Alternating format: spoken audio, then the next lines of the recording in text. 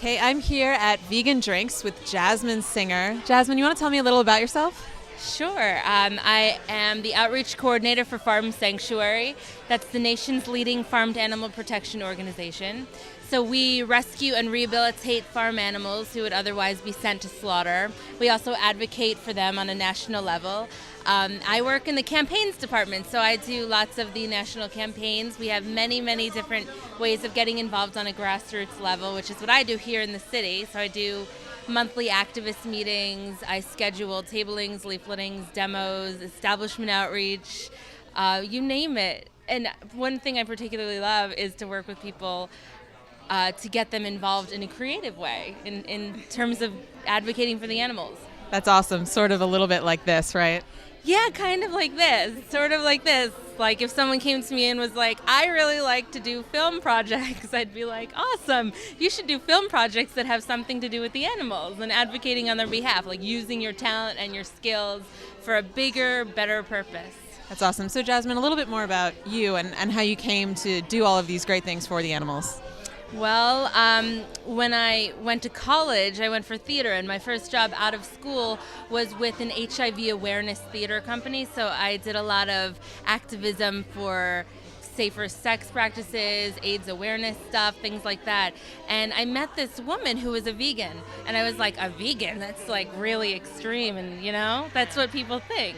And I started talking to her, and she showed me this film that had all of this footage of factory farming, and I thought, well, I'm already an activist, so I'm already trying to speak for the underdog, and I realized that farm animals are the true underdogs, and if anyone needs to voice, their own voice for these animals that can't, it should be us, since we can. So I became an animal rights activist. It was like a natural transition, and I used my theater background to do workshops and public speaking events, things like that. So it all sort of blended together, like the universe gave it to me and said, this is what you need to be doing. That's awesome. So a lot of people say, like, okay, animal rights, but what about human rights? And why don't we fight for human rights instead of animal rights? What do you say to those people? I say I hate people. No, I don't say that. I'm just kidding. I say that human rights is actually an animal rights issue, and animal rights is a human rights issue. There's lots of abuse that goes on in factory farming. There's lots of abuse that goes on with slaughterhouse workers. There's lots of subjugation that's part of the whole animal agriculture, just inherently. So by speaking out for one group, you're not necessarily not speaking out for another. A lot of times it's one and the same. That's good. Yeah, no, it's really definitely, there's lots of interconnections with different social justice movements, different oppressions, different liberations, which are really two sides of the same coin. So I think that by speaking out for the animals, you are speaking out for lots of people who've been oppressed and who continue to be, including women. So now how long has it been since you've been a vegan? 80 or 90 years, I think. Actually, you're really old. Well, this is how good you look when you're 100 and you're vegan. You look. I heard that. I think my hair is already starting to get softer. Yeah, it is actually.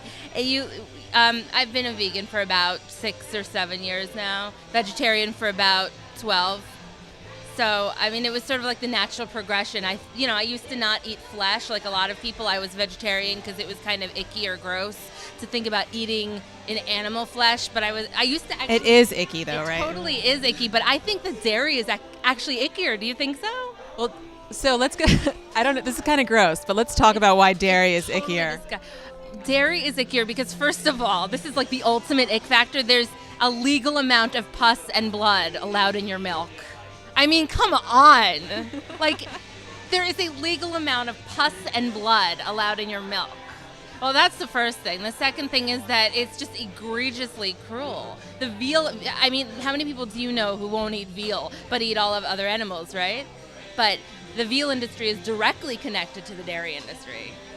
The baby boys are made into veal calves, and the baby girls are made into dairy calves. And a lot of people don't realize that cows are mammals, so like us, they have to be kept pregnant or to have just given birth in order to produce milk. So it's just constant insemination, constant pregnancy, and then their babies are ripped away from them immediately. And then they make milk in which a legal amount of pus and blood is allowed in.